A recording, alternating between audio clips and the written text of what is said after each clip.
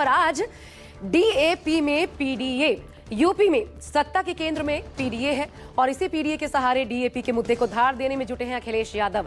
लेकिन इससे भी चौंकाने वाली खबर यह है कि यूपी सरकार की 20 अगस्त की कृषि विभाग की अपनी ही रिपोर्ट ये कहती है कि राज्य में सरकार के पास हर तरह के उर्वरक का भंडार मौजूद है। अगर वाकई ये सच है तो सबसे अहम सवाल ये कि आखिर फिर यूपी में किसान खाद के लिए परेशान क्यों हैं? इस हद तक परेशान कि किसानों का सब्र अब जवाब देता नजर आ रहा है। सरकार की ये कौन सी नीति है जिसके तहत किसानों को परेशान किया जा रहा है? लेकिन अखिलेश यादव इधर सक्रिय नजर आते हैं। उन्होंने ना सिर्फ डीएपी को पीडीए से जोड़ दिया है बल्कि इस मुद्दे को खुलकर उठाना शुरू कर दिया है, क्योंकि चुनावी लिहाज से वेस्ट यूपी में किसानों का प्रभुत्व खेल बिगाड़ने और बनाने का मादा रखता है। ऐसे में जयंत चौधरी की चुप्पी पर किसानों की नाराजगी को भुनाने में जुटे हैं अखिलेश यादव।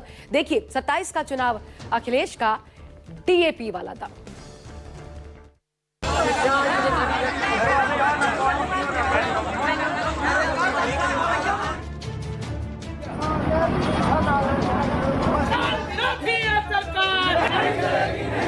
डीएपी इसलिए नहीं मिल रही है कि उसमें पीडीए शब्द है। पीडीए लोग ही बड़े पैमाने पे खेती कर रहे हैं।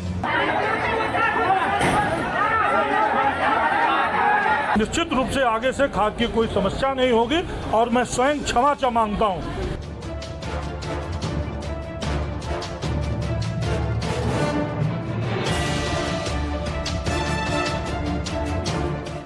बात जब माध्यमिक शिक्षक भर्ती के लिए अभ्यर्थियों के धरना प्रदर्शन की आई तो खुलकर साथ खड़े हो गए।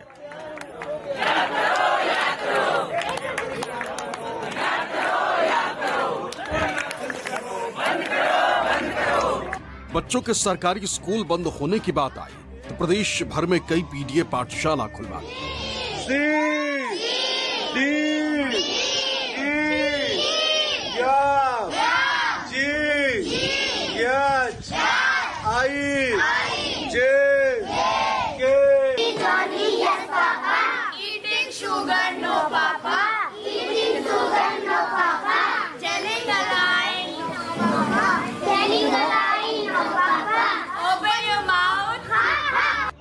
और अब जब प्रदेश के किसानों को फसल उगाने के लिए खाद नहीं मिल रही है तो इसके पीछे भी असल वजह बता दी।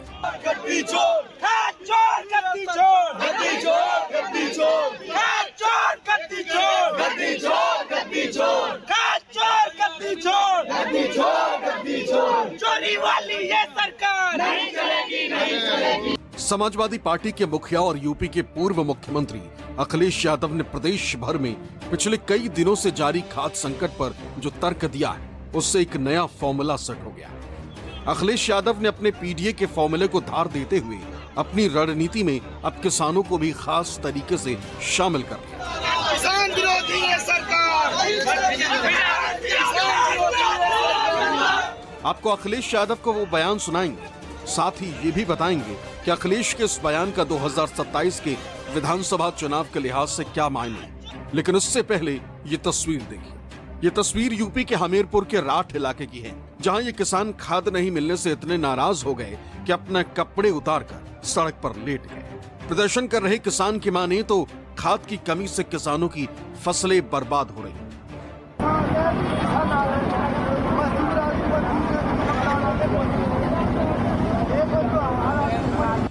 और यह हालात यूपी के सिर्फ एक जगह की ही नहीं है। प्रदेश के कई जिलों में इन दिनों इसी तरह से खाद संकट है, जिससे लाखों किसानों को परेशानियां उठानी पड़ रही। समाजवादी पार्टी के अध्यक्ष अखिलेश यादव ने इस खाद संकट को पीडीए से जोड़ दिया है। अखिलेश यादव ने कहा कि किसानों को डीएपी इसलिए नहीं मिल रही है क्योंकि उसमें पीडीए शब्द है और पीडीए के लोग ही बड़े पैमाने पर खेती करते हैं। डीएपी इसलिए नहीं मिल रही है कि उसमें पीडीए शब्द है। डीएपी पीडीए शब्द है और पीडीए लोग ही बड़े पैमाने पे खेती कर रहे हैं। गांव गरीब कौन है? जहां हम और आप खड़े हैं, इस गांव में कौन खेती कर रहा है या किस घर परिवार के बीच में खड़े हैं? तो ये तमाम वो लोग हैं जो मेहनत कर करके कमा रहे हैं। सरकार के पास खाद नहीं, यूरिया नहीं, डीएपी नहीं और कीटनाशक दवाइयां महंगी हैं और जब फसल तैयार हो जाएगी तो कोई उसको कीमत नहीं मिलेगी और बाढ़ से जो नुकसान हुआ उसकी भरपाई नहीं हुई है। इस सरकार के रहते रहते किसानों की आय दोगुनी नहीं होगी, किसानों की जेब से ये सरकार पैसा निकाल लेगी।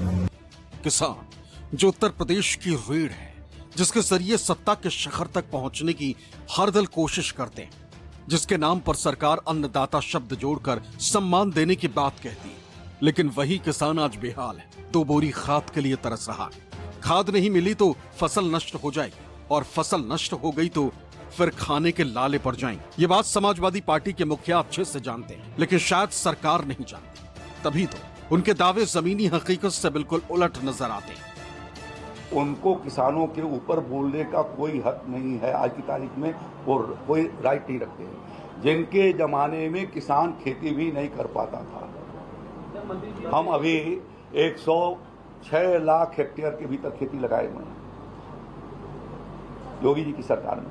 उनके जमाने में 90 लाख हेक्टेयर ही बुआई हुआ करती थी। इनपुट न मिलने के कारण किसान अपने खेत के बुआई से वंचित हो जाता था। मैं ये आश्वस्त करता हूं कि किसान को कोई परेशानी नहीं होगी।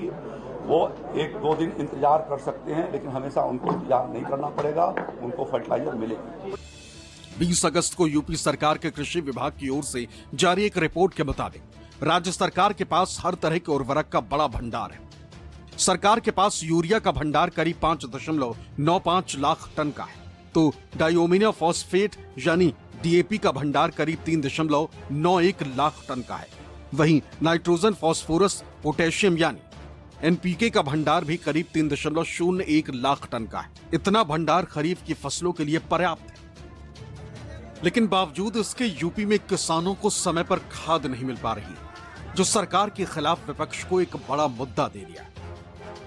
वैसे तो यूपी की सियासत में हमेशा से ही किसान सेंटर पॉइंट पर रहा है, लेकिन मौजूदा वक्त में जिस तरीके से उत्तर प्रदेश में खाद की किल्लत हो रही है, उसे देखते हुए अखिलेश यादव ने जिस ढंग से डीएपी को पीडीए से जोड़ दिया है, उससे साफ है कि 2027 के विधानसभा चुनाव से पहले एक बार फिर से किसानों को सियासत के केंद्र पर लाया जा रहा है।